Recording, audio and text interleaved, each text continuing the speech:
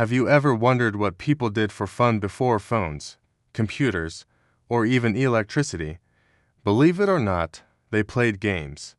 Thousands of years ago, in ancient Egypt, people gathered around a wooden board to play a game called Senet. We don't know the exact rules today, but it's one of the oldest games ever discovered. Games have always been a fundamental part of human culture. They were a way to pass the time, to challenge each other, or simply to escape from daily worries for a little while. From the strategic moves of chess in India, to the first playing cards in China, to the energetic ball games of Native American tribes, every corner of the world had its own unique way to play. But the story of the games we know and love today, the digital ones, really kicks off in the 20th century. Back in the 1940s and 50s, computers were brand new, absolutely massive, and incredibly rare. They were room-sized machines built for serious scientific work, not for fun. But a few brilliant minds started to ask a groundbreaking question: could this machine be used to play? That question led to a breakthrough in 1958. A physicist named William Higginbotham created a simple tennis game on a tiny oscilloscope screen. He called it Tennis for Two. It was just a glowing dot bouncing back and forth, but it was revolutionary, one of the very first electronic games in history. A few years later, in 1962, a group of students at MIT took it a step further. They created a game called Space War, where players controlled tiny spaceships, zipping around a dark screen and firing torpedoes at each other.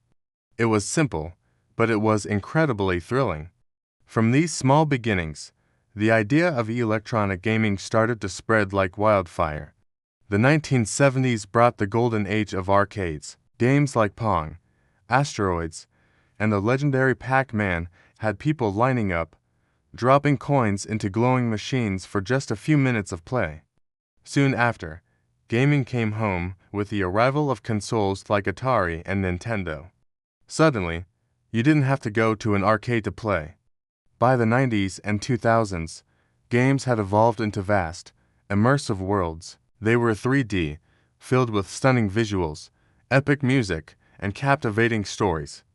What started as blinking dots on a screen had transformed into grand adventures, sprawling cities, and entire galaxies to explore. Today, games are absolutely everywhere on our phones, our consoles, our computers, and even in virtual reality. Some are designed for pure fun, some to teach us new skills, and some are just there to bring a smile to our faces.